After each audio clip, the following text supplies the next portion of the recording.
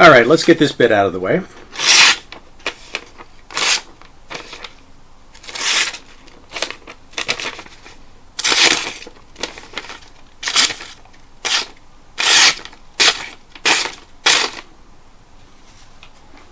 Cuts well. Now, I have a question for all of you.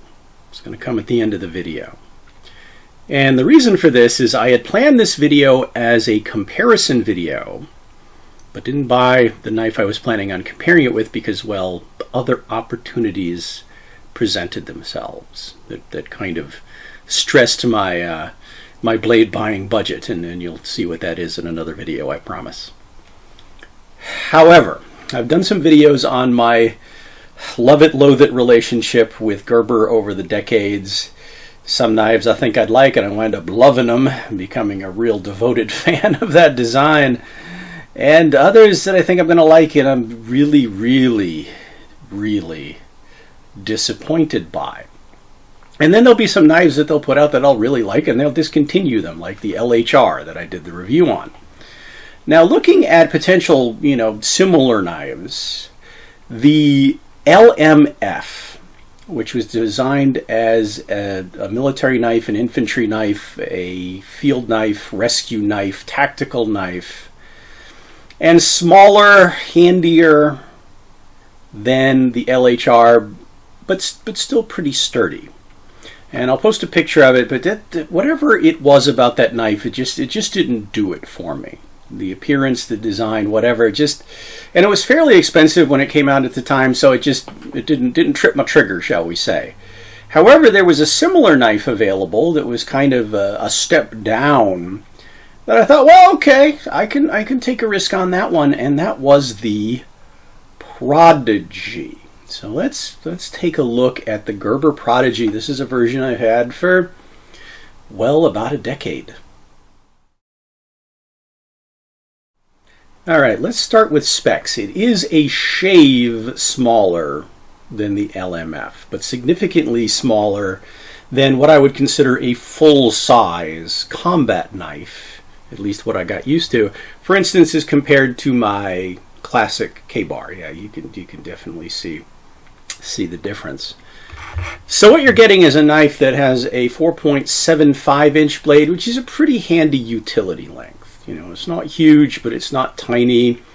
It's 3/16 of an inch thick, which I can consider a good thickness for a utility field knife, and it has proven itself in things like batoning and chopping and heavy use and stuff like that. It is 420 stainless steel, which sounds cheap, but Gerber seems to do a pretty good job with it. Well, when they do a good job with it, they do a good job with it, so I can't complain too much about that. Now, there is a difference in some other factors regarding the knife.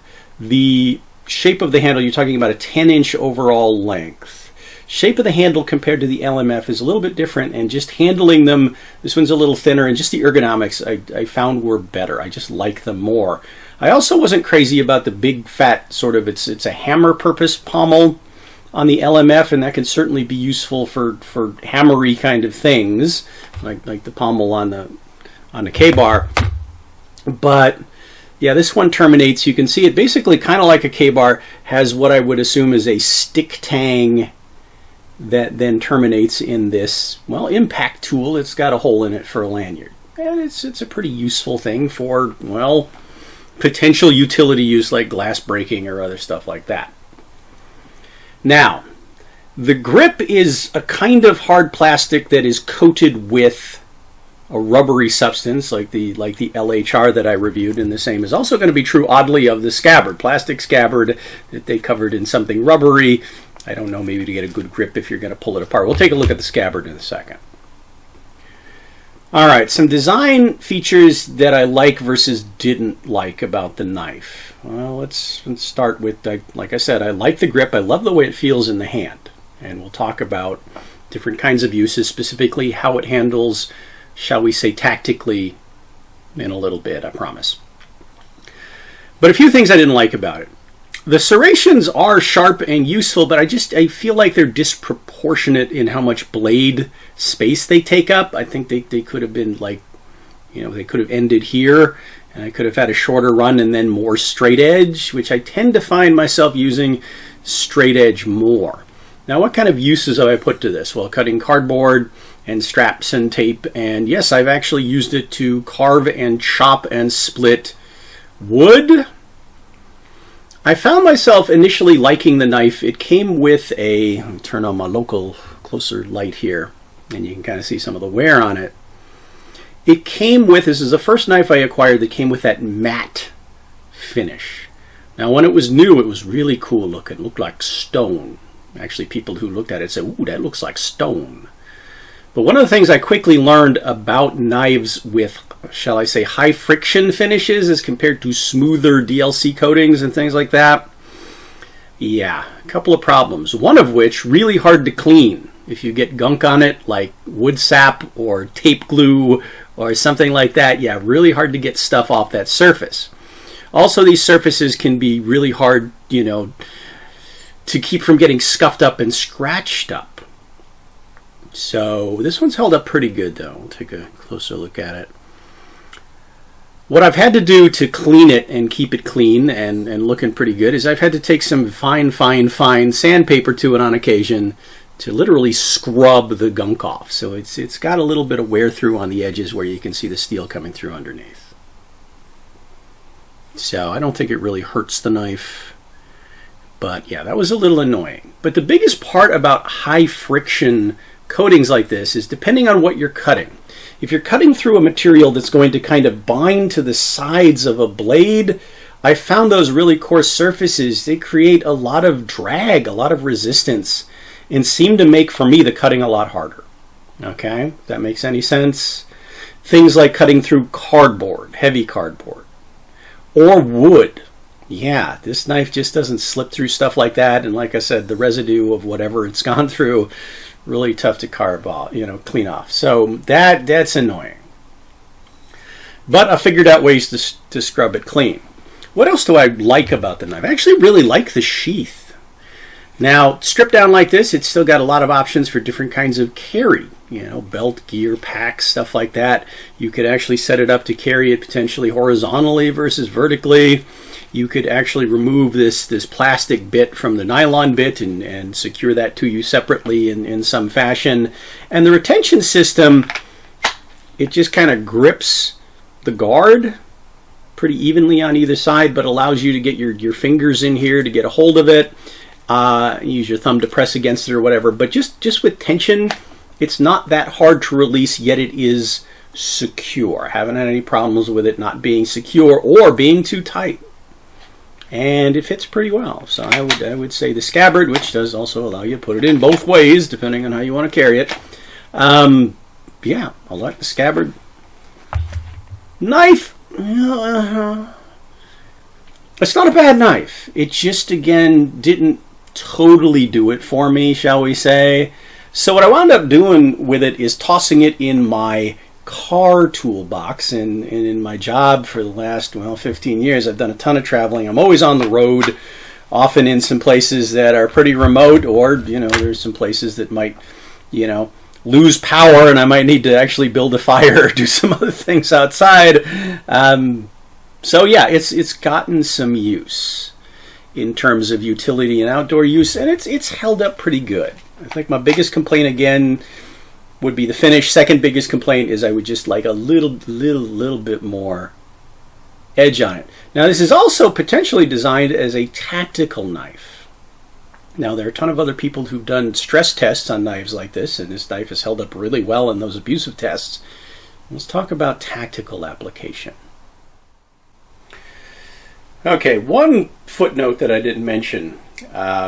The edge on the knife has held up really well to wood, cardboard, paper, rope, straps, stuff like that. I haven't had to do much sharpening or honing on it at all to keep it really, really sharp. And it's got one of those edges that just has just a little bit of teeth to it, which is also something I like. So cutting edge, cutting angle, it's a nice, sharp, useful utility knife. But let's talk about tactical potential application, especially compared to larger knives that I've had more time with. Now, weight, 8 ounces for the knife. So that's not too heavy, not too light in my brain. Point of balance is right here on the hand side of the guard. So again, if you like a knife that's a little bit more weight in your hand versus blade, that's good, but it's also not light in the blade. It has enough mass in the blade that I feel like I can do certain things with it. Speaking of which, here's stab him with that slash pad attachment, connected to him. So it's about a dozen layers of thick cardboard, and behind that is a bunch of densely stacked paper, which gives me a surface I can change out on the front that I can slash at and stab into for some of these demos. Let me know if these particular demos are useful to you. But for instance, with the feel of the knife, even though it's not as long as certain other blades, I can do a really quick and pretty thoroughly gouging snap cut. So a defensive action like that. If I hold the knife more firmly, yeah, it's got some really good slashing, cutting potential that way. And I can hold it in hammer grip, or I can hold it in more of a handshake grip. I could sort of, if I really wanted to, hold it in a saber grip. Knife like this, yeah, there's a depression in there that feels pretty good for its sideways fencer's grip, which, it has its application, but with this shape and length of knife just doesn't feel as useful as a hammer or a handshake. But where this knife really shines in the forward grip orientation would be in thrusting or stabbing. And again, I tend to define those by angle of knife as compared to arm. Thrusting is a longer action. This grip is really comfortable, allows me to get a lot of power behind that. Stabbing is more of that hammer grip, right angle, closer range. Oh yeah, penetration on that one, that's really strong. And yeah, no scuffs or anything on the blade edge, anything like that. They did a good job with the steel this time. Reverse grip, yeah, it is just light enough for me that I could do my flippy thing with it between my fingers. Now I do plan to do a video on cutting and slashing in the reverse grip, because that's an interesting theoretical topic. But for me, a knife that's got a good stout grip, not too long, with some good belly on the blade, when it comes to slashing in the reverse grip, yeah, I can make things happen. Not necessarily deep penetration, but you can create a wound, especially on a target that presents itself well for that, like a hand or wrist or something like that, or a leg. Not encouraging you guys to go out and actually do this. We're talking theoretical self-defense application here. I don't want anybody going out and committing any crimes. Don't want to totally get demonetized either in the future. But there's also the concept of the ripping cut for me, which is where you use what would otherwise be the back edge. Now obviously there's no back edge on this. There's a little bit of a swedge that helps with those penetration movements, but I would have to reverse the knife in my grip so the edge is facing the other way, which for me is just not something I'm used to. But yeah, that will work just fine. It's basically like a nastier version of the stab. Now, pommel. Yeah, it's got a nice grip. It does extend past the end of my hand in the forward grip. I could certainly use that to put, well, a good impact braking action into something I decided to hit it with. That's very nice and very comfortable that way. In the reverse grip, yeah, there's a possibility at close range you could hit somebody with something like that if you didn't want to use the blade or use it for other kind of pressure point actions. It's a nice thing to have, and we can certainly talk about techniques for that. Are they useful? Are they practical in future videos? But yeah, if you're thinking about a tactical knife, also the length of it. I do like the option of carrying a knife horizontally. And some of my longer knives, they'll fit fine across my back, which one of the problems with that is I can only really reach it effectively with one hand, depending on how it's oriented. And you guys know my history with, having a hand out of action for a while. But I can't really wear it that way on the front of me very easily unless it's a shorter blade. And a shorter blade like this I could wear so I can cross draw or left hand draw, or I could put it more over here so I can reach it easily with my left hand and a little bit more awkwardly. Yeah, a crossbody like that. So right hand, left hand, right hand, left hand. I could theoretically orient it the other way. So right hand is ice pick, left hand is straight, cross draw. But yeah, it is a useful potential knife for that, but really an all-around utility knife. All right, I promised you a question. What's the question? I had planned on getting, the current generation similar offering from Gerber, which is the strong arm, to compare it to. Now, as I said, I had another tempting purchase that kind of broke my knife budget for the month or so. But the question is, if you own the strong arm, let me know what you think of it. Should I put it on my wish list or back on my wish list? Should I get the strong arm? Would you consider it potentially, especially if you have both, would you consider it in any way superior to this? The other question I've noticed is the strong arm comes in both a serrated version that has a shorter length of teeth on it, which I would certainly like on a knife like this. It's also got a version that is just a plain edge entirely. Let me know what you think of that as well. But until next time, I hope this was a useful, informative, entertaining demonstration. Let's get that conversation going in the comments about your experiences with knives like this, your preferences, or maybe negative experiences. As always, thanks for watching, following, subscribing, and I hope to see you back for more.